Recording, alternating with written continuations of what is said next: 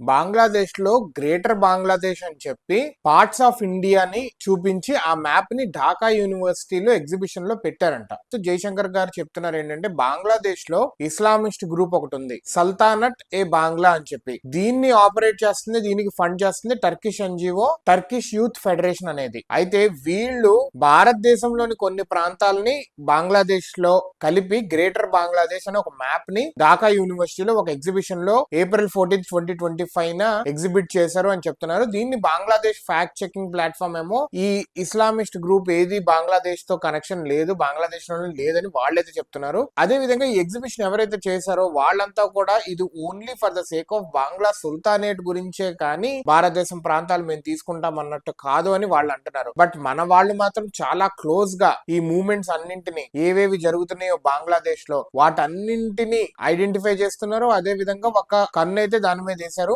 ఎటువంటి wrong moments కానీ, ఎటువంటి ఆక్రమించే సీన్ అయితే లేదు, కానీ ఎటువంటి చొరబాటుదారులు కానీ టెర్రరిస్టులు బంగ్లాదేశ్ ని కూడా వచ్చే ఛాన్స్ ఉంది కాబట్టి వాళ్ళందరినీ కూడా ఒక కన్నేసి అయితే ఉంచుతున్నారు. దీనికి కాంగ్రెస్ వాళ్ళు ఒక లెటర్ మన వాళ్ళని అడిగితే, క్వశ్చన్ రాజ్యసభలో అడిగితే దీనికి రెస్పాన్స్ కింద జయశంకర్ గారు ఒక లెటర్ రాశారంటే ఇదంతా క్లీన్ గా ఎక్స్ప్లెయిన్ చేస్తూ. సో ఇటు పక్క బంగ్లాదేశ్, అటు పక్క పాకిస్తాన్ మొత్తం చుక్కలు చూపిస్తున్నాయి. బట్ మన వాళ్ళు మాత్రం అన్నిటిని అణిచి అయితే పెడుతున్నారు. ఎవరు ఏం తప్పు చేసినా కరెక్ట్ గా రెస్పాండ్ అయితే అవుతున్నారు.